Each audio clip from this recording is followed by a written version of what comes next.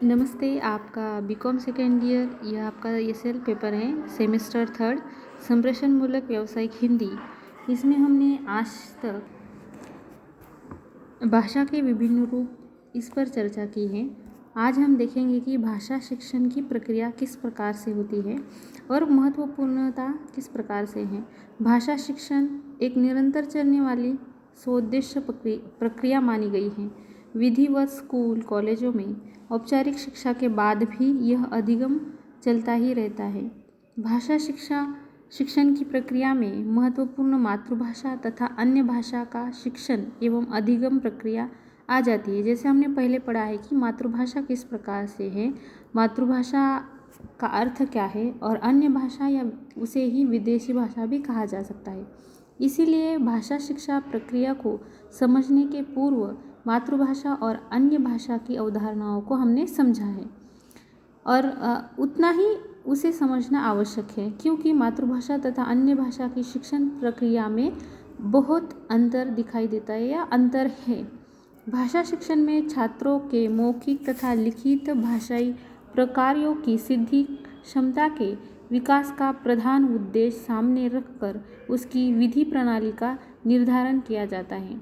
जैसे हम कह सकते हैं कि शिक्षण और अधिगम प्रक्रिया एक दूसरे से अभिन्न रूप से जुड़ी हुई है। मातृभाषा और अन्य भाषा अधिगम प्रक्रिया में भेद है, उसी के आधार पर शिक्षण प्रक्रिया में भी भेद आ जाते हैं। अधिगम प्रक्रिया के आधार पर शिक्षण विधियों का प्रयोग किया जाता है। जैसे हम देख सकते हैं कि प्रमुख विधि उसमें है प्रत्यक्ष विधि, स्वाभाविक, मनोवैज्ञानिक विधि, ध्वनि वैज्ञानिक विधि, वाचन विधि, व्याकरण, संकलन विधि, इकाई विधि, भाषा नियंत्रण, अनुकरणात्मक विधि, अभ्यास सिद्धांत विधि, उसी के साथ साथ द्विभाषीय विधि, अनुवाद विधि और व्याकरण अनुवाद विधि को हम इसके मद्देनज़र देख सकते हैं। भाषा शिक्षण अन्य विषयों के शिक्षण से सर्वथा अलग है। सामान्य शिक्षा में भाषा का अपना कोई विषय नहीं होता, पर वह हर विषय के माध्यम के रूप में विद्यमान होती है। वह हर विषय के अधिगम प्रक्रिया का प्रधान माध्यम है और छात्र के व्यक्तित्व संवर्धन का प्रधान आधार भी माना गया है। अर्थात ज्ञान माध्यम है और संस्कारों के परिष्कार का सशक्त माध्यम है। इस रूप में भाषा शिक्षण प्रक्रिया सामान्य शिक्षण प्रक्रिया से हम कह सकते हैं कि अलग रूप से दिखाई देती है या अलग रूप की एक विशिष्ट प्रक्रिया है। उसमें आज हम देखेंगे कि कौशल केंद्रित प्रक्रिया क्या है। अब यहाँ पे हम देखते हैं कि ज्ञानात्मक विषयों का अध्ययन अध्यापन विषय वस्तु एवं तथ्य पर केंद्रित होता है, लेकिन भाषा शिक्षण एवं अधिगम प्रक्रिया कौशल केंद्रित होती है।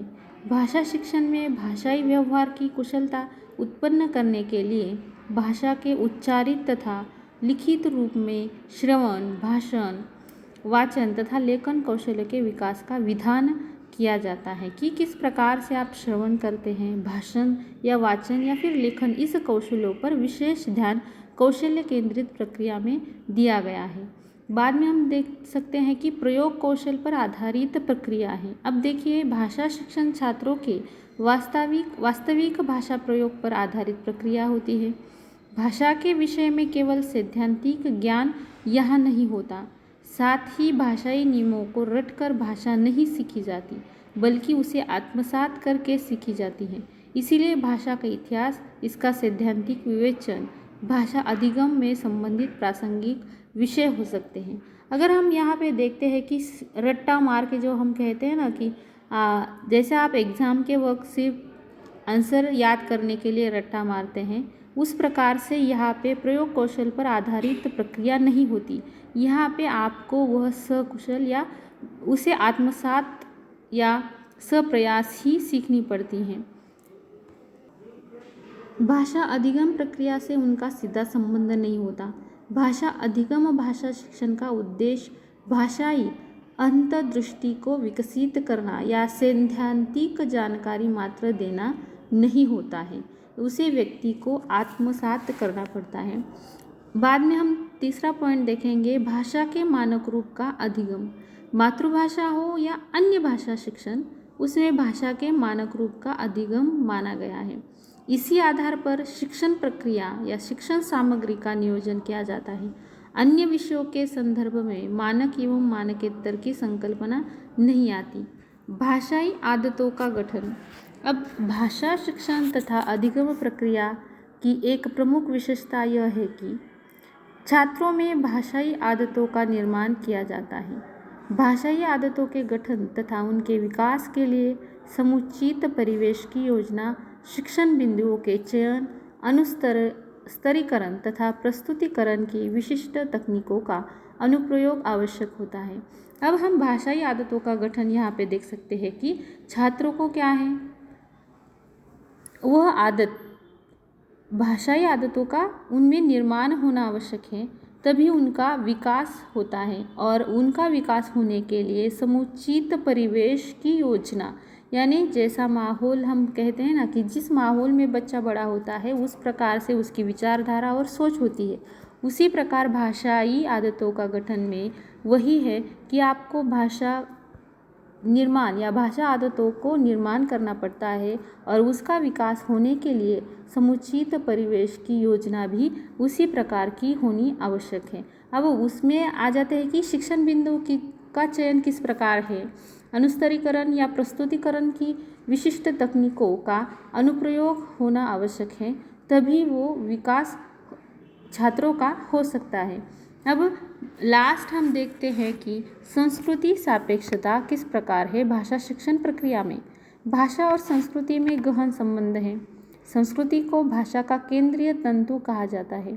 बालक मातृभाषा के अधिगम में भाषाई संस्कृति को सहज एवं स्वाभाविक रूप से आत्मसात करता है, परंतु द्वितीय भाषा शिक्षण में इसे भाषाई संस्कृति सप्रयास सीखनी या सिखानी होती है। जैसे हमने पहले मातृभाषा जब पढ़ा है कि माँ जो भाषा बोलती है वह बच्चा क्या है, आत्मसात करता है, उसे कहीं सीखने या जैसे हम बोलते हैं ना कि कोई भी ट्यूशन लेने की ज़रूरत नहीं है। बालक जब माँ के सानिध्य में रहता है तभी उसकी लैंग्वेज डेवलप हो जाती है। उसी प्रकार बालक मातृभाषा क्या करता है कि सहज एवं स्वाभाविक रूप से आत्मसात करता है। लेकिन जब हम कहते हैं द्वितीय भाषा, अन्य भाषा या उसे ही विदेशी भाषा कहा गया है, तो उसे वह सप्रयास सीखनी पड़ती है या सिखानी पड़ती है।